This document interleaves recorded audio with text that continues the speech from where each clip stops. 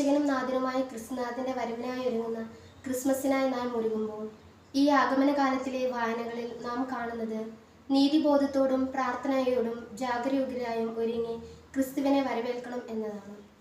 ആഗതനാകുന്ന ക്രിസ്തുനാഥനെ സമുചിതരായി എതിരേൽക്കുവാൻ ആഗമനകാലം നമ്മെ ക്ഷണിക്കുന്നു. ഇന്നത്തെ സുവിശേഷത്തിലൂടെ വിശ്വാസത്തെക്കുറിച്ചും എങ്ങനെയാണ് ദൈവരാജ്യം എല്ലാവർക്കുമായി തുറക്കപ്പെട്ടിരിക്കുന്നതെന്നും ക്രിസ്തുനാഥൻ ഉത്ബോധിപ്പിക്കുന്നു. തളർവാദ രോഗിയായി മാറിയ തൻ്റെ ഭൃത്യനെ സുഖപ്പെടുത്തണമെന്ന അഭ്യർത്ഥനയുമായി ക്രിസ്തുനാഥനെ സമീപിക്കുന്ന ശതാധിപനെ നാം സുവിശേഷത്തിൽ കണ്ടുമുട്ടുന്നു. ശതാധിപന്റെ ഹൃദയം നുറുങ്ങിയുള്ള അർത്ഥനയിൽ മനസ്സറിഞ്ഞ് ക്രിസ്തുനാഥൻ ശതാധിപന്റെ ഭവനത്തിൽ ചെന്ന് ഭൃത്യനെ സുഖപ്പെടുത്തുവാൻ തയ്യാറാകുന്നു. ക്രിസ്തുനാഥന്റെ ദൈവികമായ ശക്തിയിലുള്ള ആഴമായ വിശ്വാസവും തൻ്റെ തന്നെ ബലഹീനതയെ മനസ്സിലാക്കാനുള്ള കഴിവും തൻ്റെ ഭൃത്യനോടുള്ള സ്നേഹവും ശതാധിപനെ വ്യത്യസ്തമായ ഒരു വ്യക്തിത്വത്തിന്റെ ഉടമയാക്കുന്നു. ആഗതനാകുന്ന ക്രിസ്തുനാഥനെ സ്വീകരിക്കുവാൻ വേണ്ട അനുകരണീയമായ മാതൃകയാണ് സുവിശേഷത്തിൽ നാം കണ്ടുമുട്ടുന്ന ശതാധിപനിൽ നൽകുന്നത്.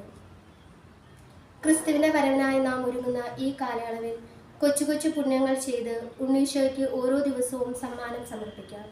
എല്ലാവർക്കും ക്രിസ്മസിൻ്റെതായ എല്ലാവിധമായ ആശംസകളും നേർന്നുകൊണ്ട് നിർത്തുന്നു. നന്ദി.